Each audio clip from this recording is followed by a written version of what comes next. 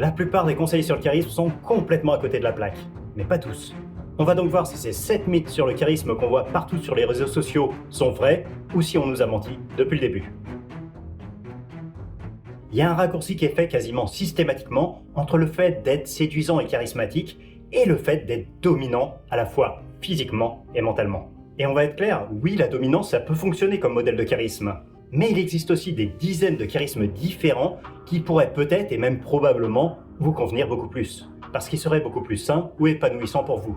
Alors je comprends tout à fait d'où vient ce mythe et pourquoi il y a autant de gens qui croient. C'est que ce conseil de devenir dominant, bien que très imparfait, il peut aider quelqu'un qui se laisse trop souvent marcher sur les pieds à aller vers une zone d'équilibre vraiment intéressante, à mi-chemin entre respect de soi-même et respect de l'autre. Mais une fois déjà dans cette zone, le conseil de devenir dominant, impressionnant, intimidant, devient complètement contre-productif. Et ce qui a marché au début va même complètement se retourner contre vous, surtout si vous ne remettez jamais en question ce mythe. Il y a eu une époque où j'ai commencé à tomber moi-même dans ce piège et à flirter dangereusement avec la limite. Parfois, je commençais à rabaisser les autres parce que je pensais que ça me rendait plus cool. Et j'y étais encouragé parce que oui, certaines femmes y étaient sensibles.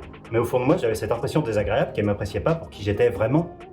Et ça me mettait hyper mal à l'aise de devoir continuer à jouer ce rôle de mec dominant, cassant, que ce soit avec elle et avec les autres mecs autour. Parce que dès que je devenais plus gentil, plus attentionné, elle se désintéressait de moi. Ça attirait clairement des profils de femmes qui me correspondaient pas du tout, et au final ça me rendait ni plus heureux, ni plus confiant. J'avais même l'impression de commencer à me perdre, je savais plus vraiment qui j'étais. Donc c'est pas un jugement de valeur, mais c'est plutôt un retour d'expérience. Faites gaffe à ça et essayez plutôt de rester dans la zone saine, la zone à côté. Donc oui, ce mythe est un peu vrai au début et ça peut être vraiment intéressant de bosser sur vos lacunes, surtout si vous êtes souvent dominé. Mais non, ça ne sert à rien du tout de continuer à le faire au bout d'un moment, à part à vous transformer en caricature de vous-même et à vous éloigner de qui vous êtes vraiment. Il y a beaucoup de gens qui pensent et qui disent que le charisme c'est inné, mais en réalité c'est beaucoup plus compliqué que ça. Parce que c'est clair qu'il y a une partie de vrai là-dedans. Selon votre génétique, vous allez avoir un physique qui correspond à l'image qu'on se fait de quelqu'un de charismatique ou pas. Quelqu'un de grand, avec une carrure imposante, va être perçu comme plus charismatique que quelqu'un de petit et gringalet. Idem au niveau des traits du visage, chez un homme, une mâchoire carrée va être perçue comme plus charismatique que quelqu'un qui a des traits fins ou un visage rond. Idem pour votre voix que vous n'avez pas choisie mais qui va renvoyer une image plus ou moins charismatique. Mais une fois qu'on a dit ça, en réalité, on a couvert qu'une toute petite partie du charisme. Parce que les mots que vous allez choisir et la façon dont vous allez le dire, ça va jouer un rôle au moins aussi important que votre capital génétique. Et en regardant cette ancienne vidéo du chef Philippe Etchebest quand il était jeune, J'ai agrémenté ce plat avec une petite sauce au gingembre. on se rend compte qu'il n'avait pas le 10e du charisme qu'il a aujourd'hui. Ça prouve que le charisme, ça se cultive, ça se développe, ça se travaille. D'ailleurs, c'est pas un hasard qu'on considère comme plus charismatiques les gens qui viennent de professions où on travaille volontairement son image. Les acteurs, les politiques, les grands patrons. Donc même s'il y a une part de génétique qui a été prédéterminée et que vous et moi on sera certainement jamais aussi charismatique que Brad Pitt parce que notre potentiel de départ est plus limité, il y a quand même une grosse part qu'on peut travailler, améliorer, faire progresser. Et même si vous n'avez pas tiré les bons numéros à la loterie génétique, vous pouvez quand même passer d'un charisme inexistant à un charisme tout à fait normal. Et donc de plus du tout souffrir de la comparaison avec les autres. C'est ce que j'ai fait et ça suffit largement à se sentir carrément bien dans sa peau. Pour creuser le sujet, je vous conseille d'ailleurs ce livre d'Olivia Fox-Cabane. Ça s'appelle Le charisme démythifié et ça montre toutes les preuves scientifiques que le charisme c'est quelque chose qui se travaille.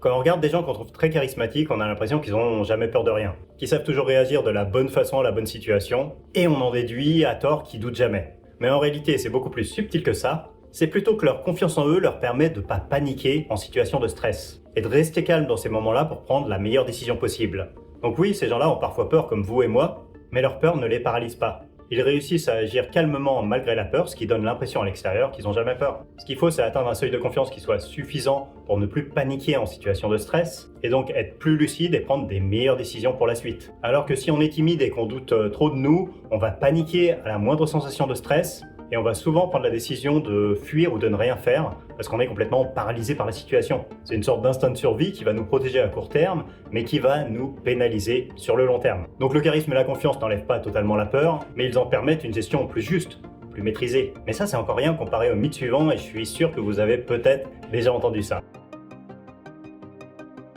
J'ai longtemps pensé ça quand j'étais timide. Si une seule personne dans la pièce ne m'aimait pas ou ne me calculait pas, j'avais l'impression d'être nul, que c'était horrible, que j'étais pas digne d'intérêt. Et c'était épuisant de vivre comme ça. Parce que quand on pense ça, on cherche même plus à être naturel ou à profiter du moment. On essaye juste de pas être rejeté.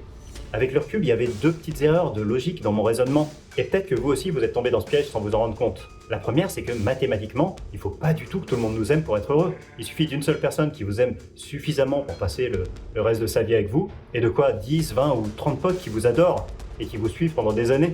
Si vous avez ça, vous pouvez avoir une vie géniale. Je vais le dire plus clairement, il suffit de séduire 30 personnes sur 7 milliards pour avoir une vie super. Quand on réussit à vraiment comprendre ça, je parle pas comprendre intellectuellement, mais vraiment à le ressentir, ça libère d'un poids énorme sur les épaules.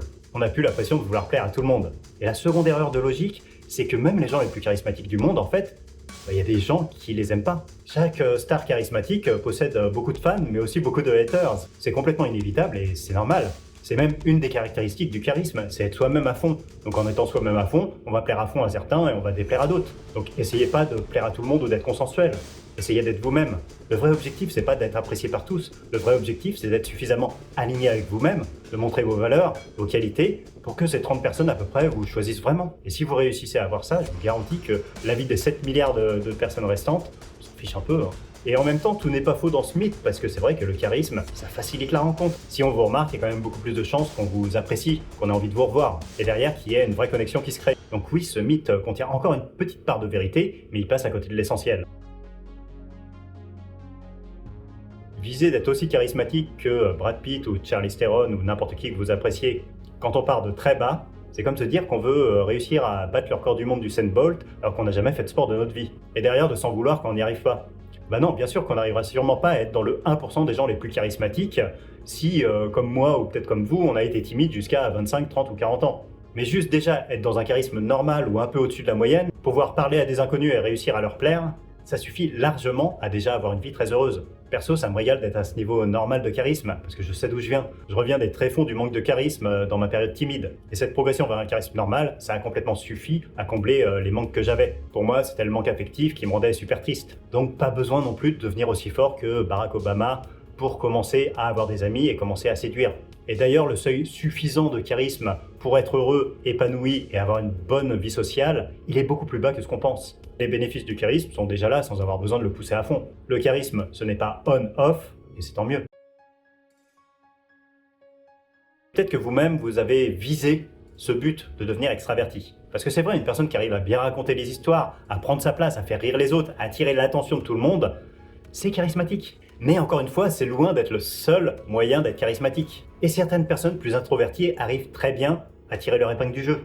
On est nombreux aussi à être ni introvertis ni extravertis, on appelle ça ambivertis. J'en fais partie et ça ne nous empêche pas d'avoir notre propre forme de charisme. Parce qu'en réalité, on a besoin de styles différents. Imaginez un monde rempli uniquement de gens comme Fabrice Lucchini et Jonathan Cohen. Ça serait invivable. On a besoin de gens plus calmes aussi, qui n'ont pas ce besoin en permanence d'attirer l'attention à eux. Je pense notamment à une personnalité comme Alain Chabat, qui est discret en interview et en groupe, mais qui est toujours juste, respecté et ultra présent, même sans hurler ou sans faire des tonnes de bruit. Parce que le charisme, c'est pas qu'une question de volume, mais de présence. Il faut juste trouver votre façon à vous d'être charismatique, d'être présent et de participer à votre façon. La seule situation où le charisme est difficile à atteindre, c'est quand la timidité est vraiment très forte. Pour être charismatique, il faut quand même pouvoir chercher le regard de l'autre un minimum, être entendu et assumer qui on est. Et quand on est timide, c'est parfois compliqué. La timidité peut nous rendre, à notre insu, trop invisibles pour être considérés comme charismatiques. Heureusement, ça se travaille et en faisant reculer la timidité, le charisme prend sa place lentement mais sûrement. Et pour réussir à faire ça, il faut débunker ce mythe numéro 7. Quand on est timide et qu'on veut devenir charismatique, on aimerait trouver une liste complète des choses qu'il faudrait qu'on fasse dans un ordre précis pour réussir à quitter la timidité et devenir plus charismatique. Mais ça, c'est un peu un mythe parce que la timidité n'est pas la même d'une personne à l'autre. Certains ont surtout peur du regard des autres, d'autres ont plus de mal à s'affirmer, et ça dépend des situations. Il y a des personnes timides qui sont à l'aise en tête à tête avec une personne qu'ils connaissent bien et qui vont être complètement paralysées en groupe. Et il y en a d'autres qui vont réussir à être à l'aise en groupe, mais qui vont être incapables de parler à une personne qui leur plaît. Du coup, les conseils généraux peuvent vous aider dans un premier temps, puis vous bloquer sans que vous sachiez vraiment pourquoi, ou même ne pas fonctionner du tout dès le début. Et c'est souvent là que ça crée une confusion chez les personnes timides. Elles pensent que du coup, il n'y a rien qui va pouvoir marcher pour elles, alors qu'elles manquent surtout de clarté sur leur timidité et sur les actions qui les aideraient personnellement. Du coup, la vraie question quand on est timide, c'est pas comment devenir plus charismatique, c'est plutôt qu'est-ce qui me bloque moi concrètement et par où je devrais commencer. Il y a différents moyens de le faire, en parler longuement en thérapie par exemple, lire le maximum de livres sur ce sujet, écrire toutes vos croyances actuelles et les analyser. Et c'est aussi à ça que sert le diagnostic gratuit sur la timidité que je propose.